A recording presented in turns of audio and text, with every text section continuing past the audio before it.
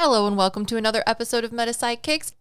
My name is Liv, and this is the podcast where we talk about all things metaphysical, spiritual, paranormal, and in between. Today is going to be part 2 from last week's part 1 guest appearance of Mara Einstein. After more than a decade of working in corporate America as a marketing executive promoting big-name brands, Dr. Einstein has chosen to use her powers for good. Known for her publications of Brands of Faith, Hoodwinked, Black Ops Advertising, Selling the Sacred, and more, she educates others on how to protect themselves from the rise of black hat consumerism. Now, last week we focused on her 5 what I believe statements when it comes to educating others about marketing ecology, or the world in which marketing takes place.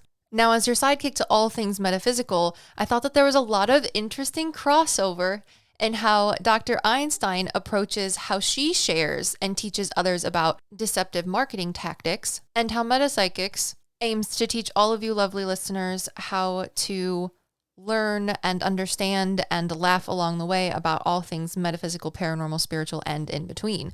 So when it comes to Dr. Einstein's methodology of teaching others, I thought that a collaboration with her was going to be fabulous. And it was. So if you would like to go listen to part 1 last week, where we talked about Dr. Mara Einstein's what I believe statements of empower others, doggedly pursue what you want, lead with compassion, and create with purpose, then please go back to last week's podcast and go listen in on that, because today in part 2, we're going to be diving into a little bit more of the spiritual side of things, focusing on topics such as recognizing marketing that's for your highest good, the idea of syncretism, pain points versus power points, prosperity gospel and being enough, and cult marketing tactics in relation to spirituality. So if you enjoyed last week's part 1 podcast with Dr. Mara Einstein, then I'm sure you're going to be quite excited for this week's part 2. Without further ado, let's get into part 2 with Dr. Einstein. All right, so moving on to our next point. So I did read that you wrote, religion and marketing have an intertwined history. The idea of church merch dates back to the Middle Ages. And as soon as I read this sentence, all I could think about was the witch hunts. Because I feel like that's a really big marketing scheme that you could even talk about as well. But you wrote, today the pinnacle of success for a marketer is to achieve, quote, brand cult status.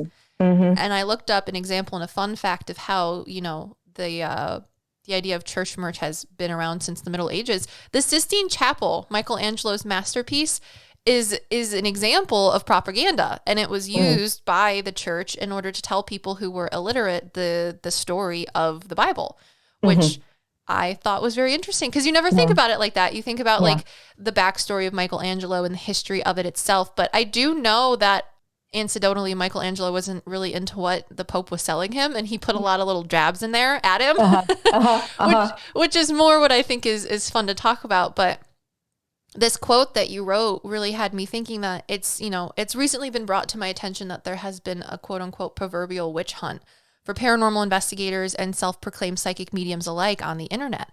Sometimes I go online to just upload videos. I've been uploading videos once a month now instead of weekly, because I am trying to reclaim my sanity within being a content creator and balancing motherhood and mediumship. But it seems like every time I go online to upload a video, everything is just like, this person's fake, that person's done, this is debunked. And I'm like, there's an entire like subgenre of YouTube where I understand where like you yourself are a marketing critic, but I think there's a way to go about informing people of things instead of just being negative Nancy's about it and being mean. So there's entire channels dedicated to debunking and talking negatively about others. And I really like that in your 4th statement, you refer to the internet saying that these algorithms feed on our anxiety and anger. Don't buy into it. Instead, take a breath. Because as a content creator, jumping on rage bandwagons, even in the spiritual community, like selling crystals and incense and having an Etsy shop and all of these other things, is really big. So I figure with this podcast and this video, instead of trying to create more negativity fueled by the algorithm and perpetuated by those wanting to join the Black Ops advertising ranks, which I think you should talk about just a little bit, as a content Yeah. creator, I read that and I was like, oh my goodness, this is so true. Yeah. Yeah. Like Yeah. TikTok shops and everything. But I think it could be more constructive for viewers and listeners to learn for themselves who may be practitioners of deceptive marketing in the spiritual world by learning what kinds of marketing strategies are ethical and which ones may not be for your highest good. Okay. Okay. Well, so I'll try and do this in a short way, but you're asking me to to talk about two whole books. So, Black Ops advertising is all the ways that we're marketed to that we don't know that we're being marketed to. Another key element of marketing is that the terms used in marketing are very militaristic, if you think about it. Subjectives. What is it you want the advertising or marketing to do? Strategy. How is it that you are going to implement that? Tactics. What are the specific things? What are the particular ads? Are you going to use PR that are actually going to communicate that to people? And who are you communicating it to? A target, right? So we are all a target. We are all consumers. And therefore, all of this strategic work is being done to develop a key communication that will talk specifically to us. And research has been done so that it feels like someone is talking directly to us. So if you've ever, I mean, I know people don't watch commercials anymore, but if you're ever in a room watching a commercial and somebody looks at it and says, what are they talking about? They're not the target audience. And you watch it and it makes all the sense in the world to you, right? So the next level of military is Black Ops, right? It's all of the kinds of military that is being done that nobody sees. Yeah, So behind the that's why scenes. all behind the scenes. Uh-huh. So that's why I called the book Black Ops Advertising.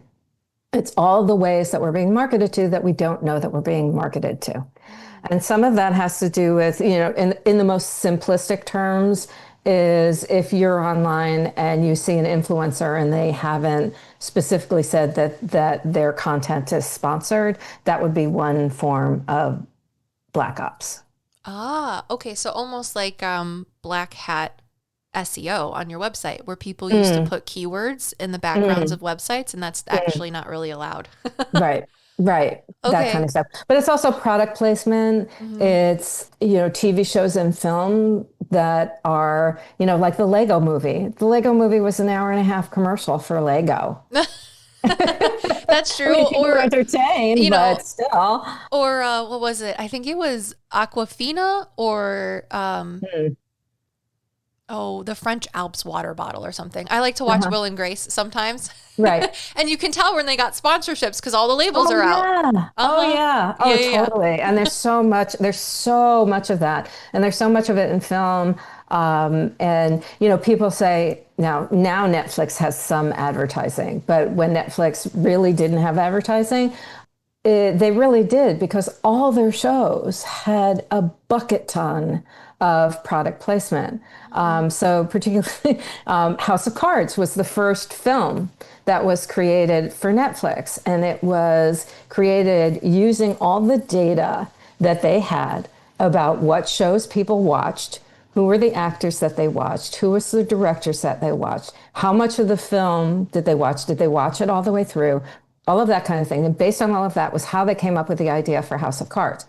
But they also called House of Cards the House of Product Placement because there was so much product placement in the film in the show. That's so funny. Yeah, I've noticed that sometimes when I watch movies, if there's like only Chevys, you're like, okay, Chevy's sponsoring this entire movie. Yeah, Got it. yeah, Yeah. exactly, exactly. Yeah, That's yeah. so interesting. Cool, cool, cool. Yeah, when I read your little snippets on Black Ops advertising and I was reading a couple reviews on the books itself, it seemed more like it was how content creators are being used as advertisers for bigger companies. So it's like, yeah, watch this video, but also here they're going to talk about this, and it's like they're becoming the authors of the Mm-hmm, advertising for the mm-hmm, marketers. mm-hmm. And I feel like as a Yeah, content creator, that was very interesting to see that as a perspective because I've right. only ever done no two promotionals.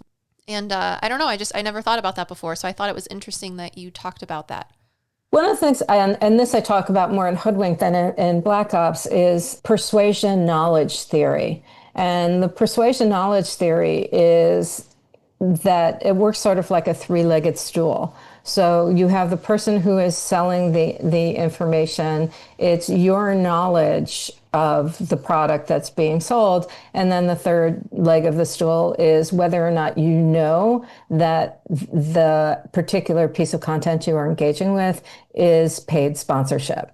And so if you don't know one of the three of those things, you're going to put more weight on the things that you know. So if, for instance, you are engaging with an influencer, and it's an influencer that you trust, and they're selling something you know, like foundation or whatever, you're more likely to be persuaded whether or not there's something that tells you that it's sponsored content. Okay. But if there's somebody that you don't know and you don't know whether or not it's being sponsored, then you're kind of on your own in terms of, do you know the product category, right? And so it's your level of understanding who and what it is you're engaging with that helps you to have more of an ability to be able to protect yourself in those kinds of spaces. That's really cool. I appreciate it. It's so good. I'm learning a lot. I hope everyone that's listening is also learning a lot.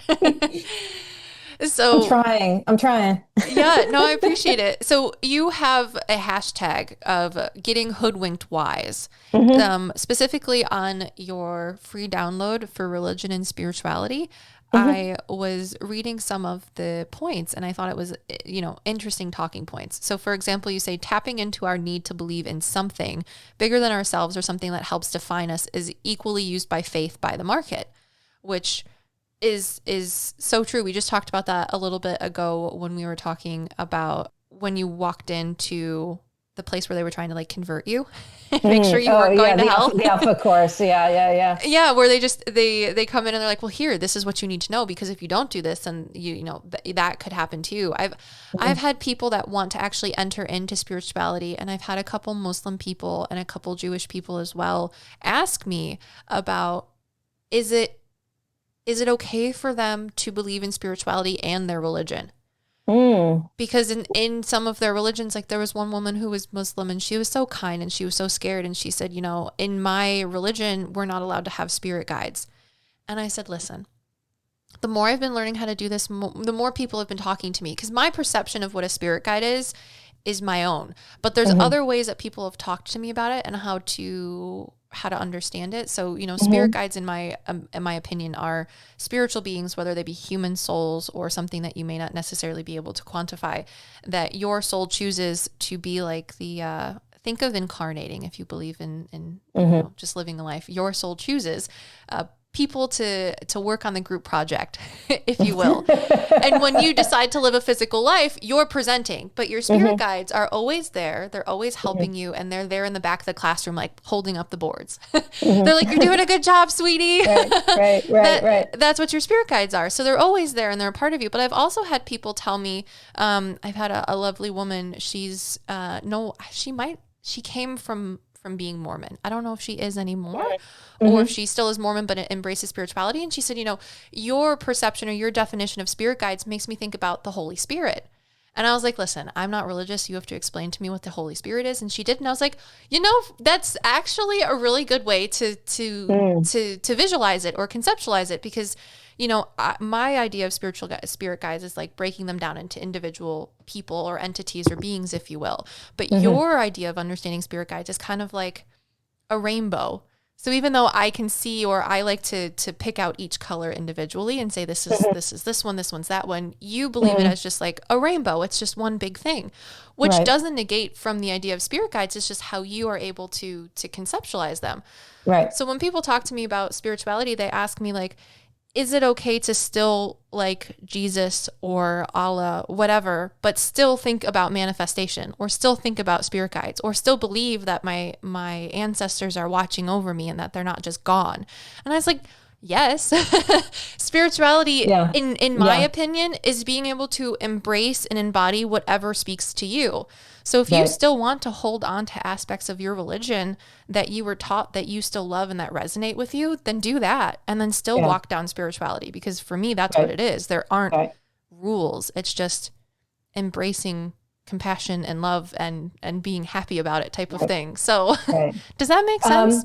Yeah, no, I kept thinking scholars talk about this as cafeteria religion or cafeteria spirituality, Uh-huh. meaning that you take a little bit of this from there and a little bit of this from there and a little bit of this from there, right? And Yeah. you're going down the line in a cafeteria. But, syncretism has existed forever. Everybody, religions borrow from each other all the time. And, if believing one thing helps you be a better person in the world, why wouldn't you do it? Just I mean, like the what was it? It's not a pastor, it's the Jewish version of it when rabbi? yes, your rabbi, sorry. When you ask the rabbi, like, do you believe in God? And he goes, well, Yeah. I don't know. Not necessarily, but when I wake up in the morning, the idea of it makes me feel better. Right. So Right. you can still be Muslim, but you can still embrace spiritual practices. Yeah. It's up to you. It is your own thing, Yeah. your own journey to go on, and anyone telling you differently is probably not Right. cool, in my Well, opinion. that's part of, one of the things that you look for in a cult It's is telling whether you this is how how you have to do it. this is how you have to do it. You can't question us. Any group, whether it's a religious cult or any other group, if they tell you that you can't question what is going on in the group, then you walk to the door as quickly as you possibly can. Yep, Right? exactly. So you wrote as a bullet point for this question, be leery anytime a company wants to play on your emotions. Let's face it, they all do. It can be Amazon asking you to thank your driver via Alexa, or an MLM claiming that they can help your family by joining their company. Marketers look to tap into your humanity, or they look for your pain points. So know that that is what they are doing. Right. This made me think about how I've had clients come to me, and before the end of a reading, people will say to me, and this was when I very first started meeting with people, they would say, can you tell my loved one that I love them? Can you tell them this? Can you tell them that? And it has become my biggest pet peeve. And I'm like, where did you learn? Like, and I would ask them, and they said, someone else told me this, or it was my impression of so-and-so and that. But I told you souls know, see, hear, and feel everything. So if you want to talk to a past loved one, it is of my belief, just based on how they communicate with me and they know everything. People will ask me, like, how do you know this is going on in my life? How do you know that is going on in life? Like, my Nana Joe passed before I graduated college. How does she know that I have a doctoral degree in marketing studies, for example? Right. It's because they're privy to that information. So if you want to talk to a past loved one, it works just like prayer. There's no special song and dance that you have to do. If your religion or your spirituality dictates that there is, or it helps you, then go for it. But if for me, you can just think about them, and they know that. So I always tell people, never let anyone that says they're a psychic medium tell you that you need them in order to tell anything to your past loved ones. Because the only reason we're here is to have that conversation of, like, if you say something to them, I'm here to tell you what they have to say back to the best of my abilities, but never the other way around. And that point right there just made me think about that. And I was like, we have to talk about it. What makes me think of too, marketers look for pain points. They look for, ways to tap into your emotions. And, some of the tactics that they use are things like forcing you to buy quickly, right? And they're doing that because they don't want you to think about it. They want you to just buy into it. And recently I've been thinking about this in terms of AI. Why does AI have to be rolled out so quickly? And again, this goes back to what we were talking about before. Marketers show you this thing over here, so they don't show you this thing that's going on over here. The reason why they wanted to roll out so quickly is they want to be able to control the marketplace of AI. And they want to keep the world the way it is. And it's not good for everybody else, but they're forcing it into the system because they want to get buy-in. They want people not to think about it. When I was doing research for Black Ops, it was early on. It was 2016. was the beginning of native advertising and branded content. And when I would ask people in the industry to explain it to me, these are people who are selling it. They couldn't explain it. And it's like, no, explain it to me like I'm 5. And still couldn't explain how the algorithms work. And they still don't know how the algorithms work. And the same thing is true with what's going on now in terms of AI. They're trying to make it seem like this technology is so complex and to scare you with it that you will just like let it float along and move in the direction that they want it to go. And, there's a number of people to talk about being compassionate and working toward good that are trying to say no. And the people that are Black women who work in technology, if you want to know what's really going on and how to protect yourself in that space, look at the Black women. Timnit Gebru is wonderful in that space. Sophia Noble, Joy Buolamwini, all of them. And there's others, but those 3 are the names that come to mind. So I also wanted to touch on the bullet point that you had as a marketing tool used by churches is the prosperity gospel, which promises that if you follow a particular religious leader, adhere to their teachings, and share your income, you will become rich as well. And, for me, this goes back to manifesting. There's also people, like I told you at the very beginning before we started recording, where someone said, I had a woman try to sell me like this chandelier of crystals because it was going to quote unquote raise the vibrations of my house. Oh. Yeah, and the people that are, this goes back to the vulnerability part of it. The people oftentimes that are most taken in by this are people who are of lesser means. And I'm thinking about you, Lakewood Church. So Lakewood Church is the church where Joel Osteen is the pastor. And the church has 48,000 members the last time I looked. It may have more at this point. Most of the people that go to that church are not really wealthy people, but they are expected to tithe, meaning that they are expected to give 10% of their income. And they are told that, by doing this, they are going to manifest, all of God's will and good grace and all of that, and they will end up like Joel Osteen. Well, that ain't going to happen. It didn't happen before, it hasn't happened for the last 50 years, and it isn't going to start happening now. People in the Mormon Church were told the same thing. What we have since learned about the Mormon Church is that money was being used to then buy other properties outside of having anything to do with faith and to make the church a whole lot more money. There's a great 60 Minutes piece about what really went on with the money in the Mormon Church. People are suffering. People are suffering. People are having a hard time. They want to believe that things are going to get better, and they want to believe that if they do this one thing, that things are going to get better. If they're doing it within the context of a church like that, more often than not, they are being bamboozled with use of the prosperity gospel. It's also called name it and claim it. There's other terms that people use to describe this, and it's been used for decades. Mm-hmm. It's also, frankly, it's used by MLMs, right? And what happens is you get into that then gets combined with toxic positivity, which is that if you are doing this and it's not working for you, then it's your fault. Mm-hmm. And the way that you are going to be able to overcome this is to be positive all the time. Whether, if you're positive, then you're going to be able to sell, then you're going to be able to make it work for you. And that's just psychologically not healthy for anybody. Yeah. That's kind of like, what is it? The definition of insanity is doing the same thing repeatedly and accepting or thinking that you'll have a different result. Right. If you do something happy and it still doesn't work, it's not because you're happy. It's because whatever you're doing isn't working. Right. So right. Exactly right. Exactly right. Yeah. That part made me think about how, many people come to me with the idea that as a psychic medium, I can tell them how to fix their problems, or that their past loved ones can tell them how to fix their problems. But that's not the case, because when it gets into spirituality things, that goes against free will.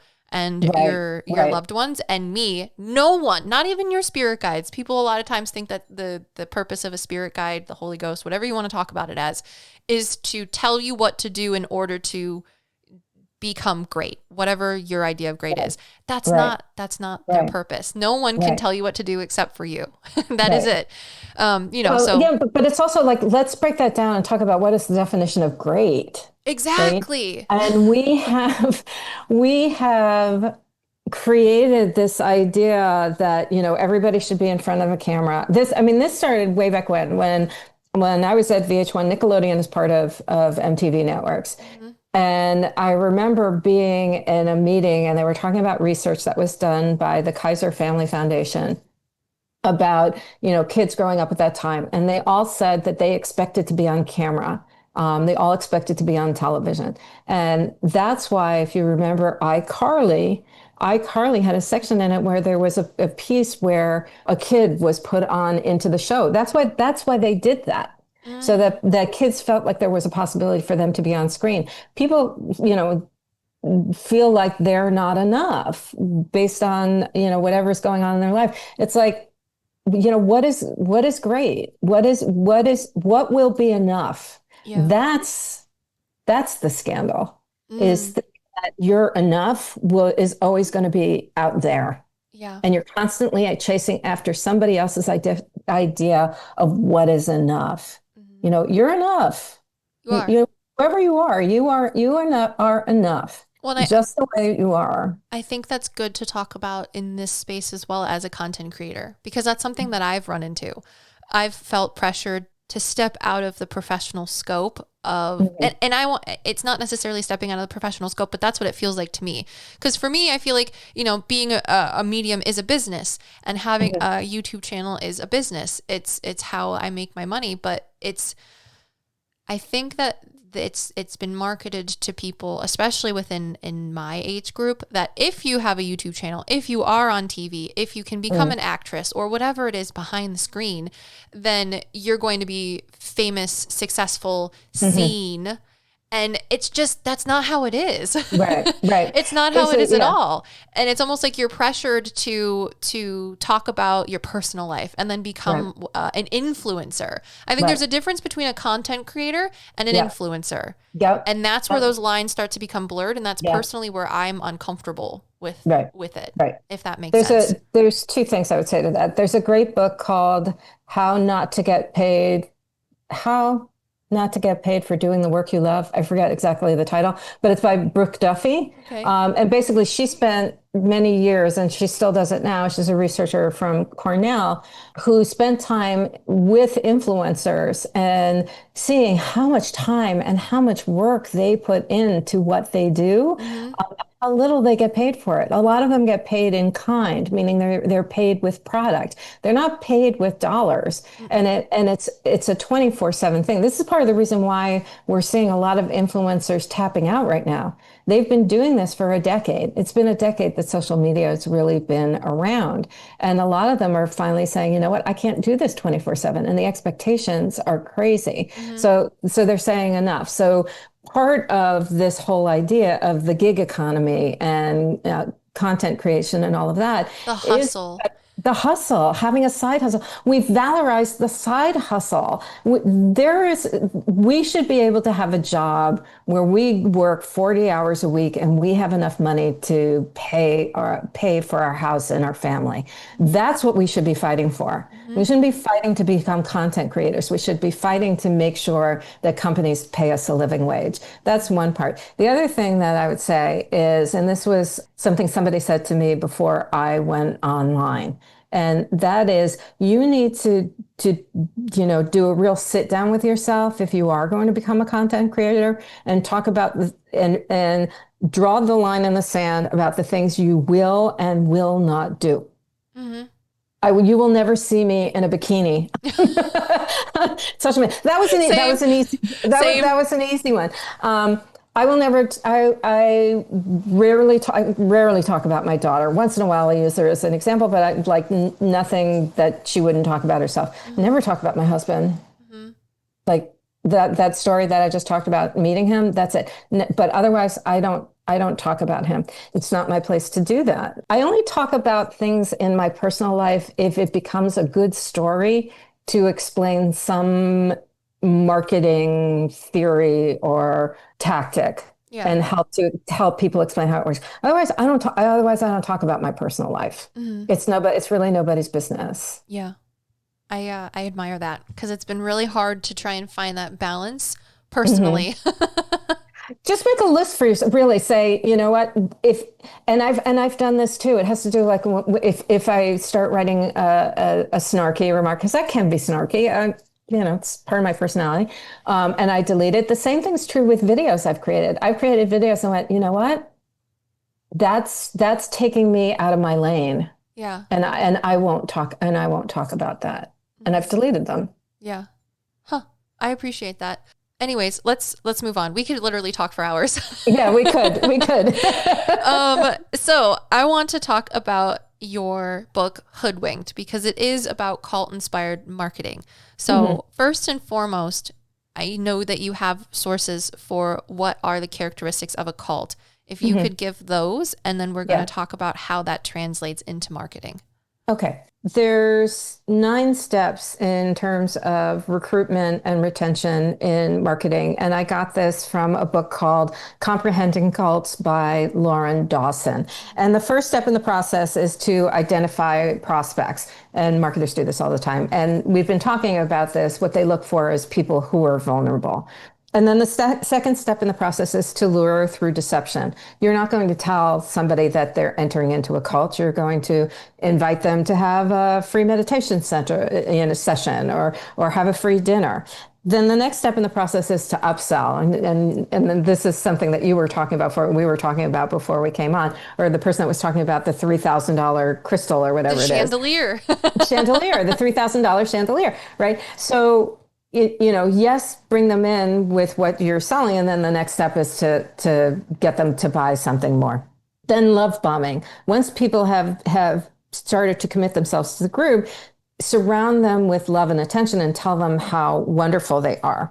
Then you have tough love. Once they've really started to come on board, that's when you say to them, oh, you need to commit more. So that's when you get things like, people at the Kabbalah Center saying, oh, if you were really committed to this spiritual practice, you'd find the money to pay for this class. You'd put this class on your credit card, right? And so they make it really difficult and shame you, frankly, into, buying more and more things from them. And remember, you've joined this group because you're vulnerable in the first place. And so when people start surrounding you with love, what feels like love and support, you want to keep feeling those good feelings, Yeah. right? You don't want to walk away from that. Then they get to the point where they want you to renounce the people who don't believe in the system. So if your family tells you, this is an MLM or a pyramid scheme or whatever, you'll be like, no, it isn't. No, it isn't. And so you separate yourself from those people. Mm-hmm. In a traditional cult, you had people that were physically moved to another space. So Jonestown was in Guyana, or you have Rajneeshi, who was in Oregon. But in social media spaces, we don't need to separate people in that way. We are already separated by the algorithms to be interacting only with people who believe the things that we do. Yeah. And so it doesn't have to happen physically. That's what's really different in the digital space right now. May I interject? Mm-hmm. Just because I want to talk about it in a spiritual sense too. It's one of the Mm-hmm. reasons I wanted to bring you on the podcast was I've had people come to me as well and say that within them learning about their own spirituality, they've come across other practitioners, content creators, whoever, that have said, like, if your loved ones don't encourage you on your spiritual journey or they don't believe in spirituality, then you need to make the right choice to stand up for yourself and do what's right for you. And that is something that has bothered me so much about being a part of the spiritual community. And I had a husband email me one time and say, my wife is leaving me because she's been told by other people. And he noticed that she listened to the PsycKicks podcast, and he goes, why are you telling people like my wife that they need to leave me because I don't support their spiritual journey? And I was like, whoa, whoa, whoa, whoa, whoa. We need, and I had a very nice email conversation with him, but we were also talking about like not sharing our relationships on social media, right, etc. I usually talk about my husband in the sense of being relatable to others, because so many people think that just because I'm a professional psychic medium, this is all that I do, and it's not. It's not I my have a all life outside of what happens on the screen. Yeah, exactly. And most things that I get like an idea of, wow, this is actually really spiritual and it brought me a lot of love and happiness and feeling connected and grounded to the world around me is because of things that happen in my family. But one of those things was my husband. When I first started doing this, he thought that what I was doing was a complete joke. He's like, this is hokey. He's like, you're selling things to people that aren't, it's not true. It's not real. It's not whatever. And I was like, I respect your opinion, and I still love you, but I honestly really had to think about, this is what I want my life to be. This is what I want my business to be. And that's when I first started it. I went to school to be a veterinarian, and now this is what I do. It was not in the 4-year plan, but it really made me think critically about my relationship. And I was like, I can be a psychic medium and I can have my husband not agree with what I do. But he did tell me something that was very lovely, which was, he says, I may not understand what it is that you do, and I might have differing opinions about it. But he goes, I do respect how you're running a business on your own and trying to cultivate a future for yourself and a career. And after long enough, he would listen to me do readings and sit outside the room and eavesdrop. And he's like, listen, I've never heard you say something dumb to someone, and I've never had someone say something mean to you because you said something that was outlandish or crazy. He goes, so I may not understand it, but now I respect that too. And I think it's silly, and I've noticed it as a trend personally within the spiritual community, that so many spiritualists, quote unquote, tout, well, you have to go on your spiritual journey and it's all about you. And if other people don't like it, you just need to move away from them and all this other stuff. And that falls into one of the culty things that I've been reading and that you're talking about. So anyways, that's no different than a church saying to you, not a church not allowing you to question. It's exactly the same thing. If you belong to a faith that doesn't allow you to question, or if somebody says that you being on your spiritual journey, somebody shouldn't stop you on your spiritual journey, and you should walk away from them, that's very culty.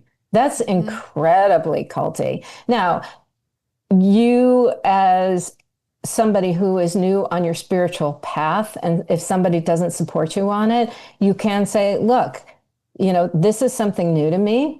This right now is working for me and I'm trying to understand it.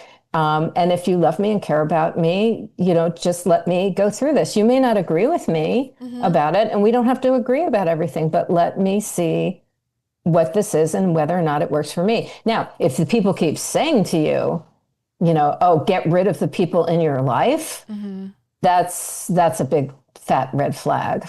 Or if the people really are just extremely unhappy with you doing that, and then they're being abusive, verbally, emotionally, whatever, then obviously that's not okay.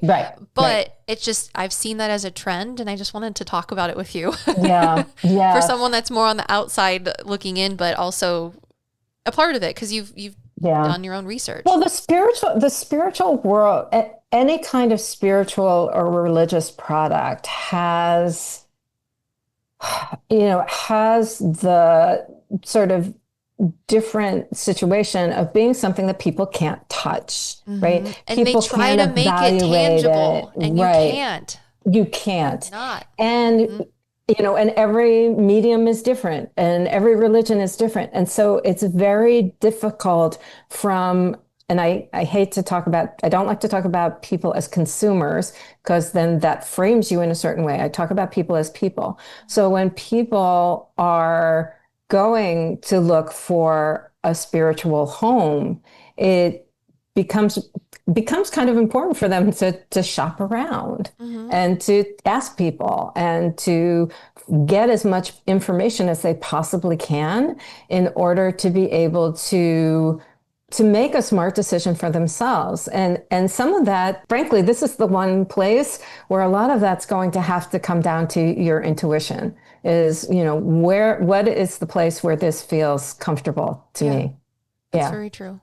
So we were talking about renouncing others who question the group, right? And so that always becomes a really big red flag, because it becomes the thing that isolates you. And you can think about it in terms of cults. You can think about it in terms of multi-level marketing. What they do is, one of the tactics that they have is to retire your husband. And what that means is you're making enough money so that your husband can retire. What that does is gets you so engaged with the group that it becomes harder for you to leave because you don't have a second income. Mm-hmm. And the people that I talked to in relationship to the book who were part of an MLM, a lot of them did have their jobs. And so they weren't and didn't end up going down the rabbit hole that a lot of people do when it comes to an MLM. The next part of this is then they introduce the core beliefs, right? And so once you've been so sucked in, you've eliminated all the other people in your life, then you get told what the organization is really about. And then the last part of this is they make it hard for you to leave. So you can think in terms of Scientology and how Scientologists follow people around after they leave the organization. And just the fact that you've renounced everyone in your family makes it really hard for you to leave. But oftentimes they have consequences. Suing people is also another thing that cults do. So if you want to compare all of this to marketing, is that we talk about the marketing funnel, and there can be ones that are more specific, but the short version of it is they have the top of the funnel, the wide part of the funnel is awareness. So you want to find as many people as possible who would want to buy your product or engage with you. The next part is to make it part of the person's consideration set. What can you do to get them to be more involved with you? The next step in the process, when they actually buy, is called conversion, which always cracks me up, is when somebody has converted to being a buyer of your product. And then the last step in the process is loyalty. And now when somebody is a loyal customer to a product, we call them marketing evangelists. Because what we want them to do and what social media space is allowed to happen is that it's not that you go home, you buy the product, you sit with it, and you don't ever talk about it. You buy the product, and then you're supposed to go online and tell everybody else how wonderful it is. And so it's almost, there's some things like, brand cults aren't ever going to tell you, well, they will. Some will tell you what to eat, what to drink, and all of that kind of stuff, unless it's something like CrossFit, which is obviously a consumer cult, a brand cult. Mm-hmm. But by and large, they don't deprive you of sleep and things like that, and you don't separate yourself from the rest of your family. But there are a lot of the same techniques that are used by cults that are used by marketers. And one of the things that I talk about in the book is this cult marketing continuum, which goes from brand cults to influencers who I call cult light, to influencers who become conspiracy theorists, which is where conspirituality comes in, and then finally to multi-level marketing. And as you go across this spectrum, you have increased anxiety and increased extremism. And one of the key points I'm making in the book is not that we live in an attention economy, but that we live in an anxiety economy. Mm-hmm. And what exists in the space right now, particularly if we're talking about social spaces, is both the content and the technology have been created to get us riled up in such a way that it needs to be released. And that release will either come by us continuing to engage with the technology or by us buying something. Mm-hmm. And that's how it's created. Wow.